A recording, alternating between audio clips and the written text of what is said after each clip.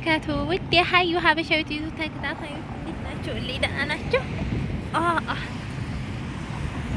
ልቅዬ ናችሁ? ሀማን ናችሁ? ማሻአላህ እስኪ የሚያምር ቦታ ይዛችሁ ዛሬ ቤተሰቦቼ ተናፍቃችኋል። ደግሞ ተናፍቃችኋል አላችሁ። ግን ዙረት ላይ ነኝ እኔ። ይኸውላችሁ አየሩ በጣም ደስ ይላልና ግን መቀመጥ አስጠላን። ወደ ውጭ በቃ እንትን ከሰዓት በላይ እንደዚህ ሲሆን አየሩ ደስ ስለሚል ወጣም ሁኗል ከኛ ጋር ማለት ነው። እና ነው አብረን ነዙር ቤተሰብዬ ላሳያችሁ። አረንጓዴው ደስ አይልም? ግን በጣም ነው ደስ የሚለው። ማሻአላህ ተባረከ። አበባ የሚፈልግ ካለ ሰጣችኋለሁ። የሚያምር አበባ አለ እዚህ ጋር።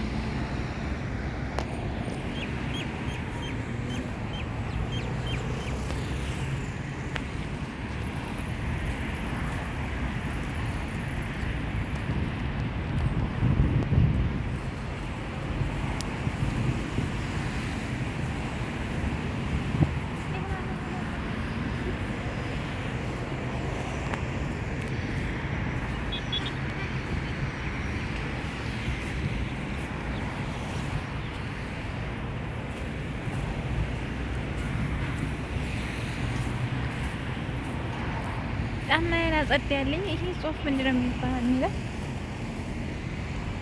ይሳይንም ጽሁፉ በእንትን በአበባ አድርገውት ምናምን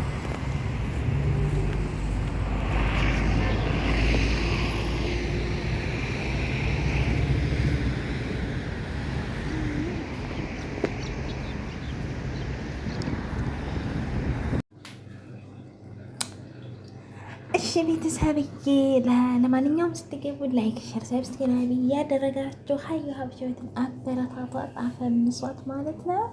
ከዛ ትንሽ ዘና ካልን በኋላ ደግሞ ያው ትንሽ ቅርብም ስለሆነ ያለንበት ቦታ እስኪ ግን መንገዳችንን እንደምን ተመጣ ነገር ወርቅ አንጠይቅም አለና ስንጠይቅ እኛ በቀደም ወርቅ ስንገዛ ማለት ነው በጣም ረክሶ ነበር። ግራም ስንት ነበረ? 260 ምናምን ነበረ። አሁን ደግሞ ምን የዛ ጊዜ በገዛንን በጣም ጨመረ። በትንሽ ወር ልዩነት ማለት ነው ወርቅ ጨመረ። 260 የገዛነው ወርቅ በቀደም 21 ካራት ማለት ነው። ዛሬ ደግሞ ስንጠይቅ እንዳደነግጡ ብቻ እውነት ግን አስቀድሞ መግዛት የሚያክል ነገር የለም። እኛ ግን ይረክሳል ብለን ነበረ ለኔ ገዛንና ለጓደኛ ቀጣይ እንገዛለን ምናምን ብለን ትተን የመጣ ነው። አሁን 350 ገብቷል ማለት ነው። 350 ገባ እላችኋለሁ ቤተሰብዬ። ያልገዛችሁ ግዙና አስቀምጡ። ከአሁንም በላይ የሚጨምር ይመስለኛል። ሲጀመር ይረክሳል ይባላል እንጂ እየጨመረ ነው የሚሄደውና ብራቸውን ላረባ ነገር ልብስ ላይ ምናምን ከምታውሉት ማለት ነው። ወላሂ ወርቅ ግዙ። ሲቸግራችሁ ምናምን እንደዛ አንስታችሁ መሸጥ ትችላላችሁ። በቃ ልብስ ግን ገዛችሁት ይቀመጣል። እንደውም እንትን ነው የሚበላው ሻንጣ ውስጥ ሲቀመጥ በሙቀት ይበላሻል በምናምን። በቃ ሲቸግራችሁ እንኳን እናንተ ልሽጥ ብትሉት ላትሸጡ ትችላላችሁ ልብሱን ማለት ነው። ለእንትን ነው የምትሰጡት እንጂ አይሸጥም። ይሄ ወርቅ ግን አገር ይዛችሁት ብትሄዱ የት ብትሄዱ ረስቱ ደረሰኙ ካላችሁ መሸጥ ትችላላችሁ። በእርግጥ ደረሰኙ ማይኖራችሁ ትሸጡታላችሁ። ግን እና ኮተት አትግዙ። ሽን ማንስቴ አማዞን እያላችሁ ማለት ነው። ብራችሁን አትጨርሱ ቤተሰብዬ። ወርቃችሁን ግዙና ፏ ብትንበሉ አጊጡ ማለት ነው። ማጌጥ በወርቅ ነው እሺ፣ በሰርባጅ አይደለም። በሰርባጅ ሳይሆን በወርቅ አጊጡ ላችኋለሁ። ጨምሯል የእውነት ውዶች እየገዛችሁ አስቀምጡ ማለት ነው። ይቀንሳል ብላችሁ እንትን እንዳትሉ፣ እየጨመረ ስለሚሄድ ያስቀድማችሁ ግዙ እላችኋለሁ። ይሄ ምክሬ ነው። እኛ ዛሬ ገዝተናል እንግዲህ 350 ብር 1 ግራም 350 ብር ገጭ አርጋ ማለት ነው። ገጭ ሁጭ አርጋ ገዝታለች ጓደኛዬ። ማሻአላህ ተባረካላህ። ለብሰሽ ከሌባ አይን ይጠብቅልሽ፣ ከሌባ እጅ ይጠብቅልሽ እያልኩ መርቄ አልብሻታለሁ ማለት ነው። እናንተም ገዝታችሁ ልበሱ። ካሁን በኋላም እየጨመረ ስለሚሄድ ንግጥ ቢጨምርም መግዛታችንን አንተውም። ያው እንግዲህ ለጊዜው አሁን በረከሰ ሰዓት እንግዛ ብትሉ ብር እጃችሁ ላይ ላይኖራችሁ ይችላል አውቃለሁ። ነገር ግን ተበዳድራችሁም ቢሆን እቁብ ገብታችሁ ምናምን መግዛት ትችላላችሁ ማለት ነው። ይሄ ነው የሚያተርፋችሁ፣ ሰልባችሁ ሳይሆን ቤተሰብዬና ሀይባ ብቻትን ላይክ፣ ሼር፣ ሰብስክራይብ እያደረጋችሁ ግቡ። ቪዲዮውን ሲጀምሩት በላይክ ግቡ ማለት ነው። የኔ ውድ ቤተሰቦች፣ የኔ አክባሪዎች፣ አሳድጉኝ፣ አፈምዙ ነው የሚባለው በትልቅ ደረጃ አድርሱኝ። እና ሁላችሁም ከልብ ነው የማመሰግነው ቤተሰብዬ። አዲሶች ደግሞ ገና ቪዲዮውን ስታዩ ሰብስክራይብ አድርጉኝ። መቼም ሰብስክራይብ ለማድረግ አያስከፍልም አይደል? እንዴት የደወል ምልክቷን ጫን ስትላት ምንም አታደክምም እኮ ሰብስክራይብ ለማድረግ እና ሰብስክራይብ ላይክ እያደረጋችሁ ግቡ የኔ ወዶች። በተረፈ ወደ አዲስ ነገር እንደዚህ በወጣው ቁጥር እንትን የምለውን አሳውቃችኋለሁኝ።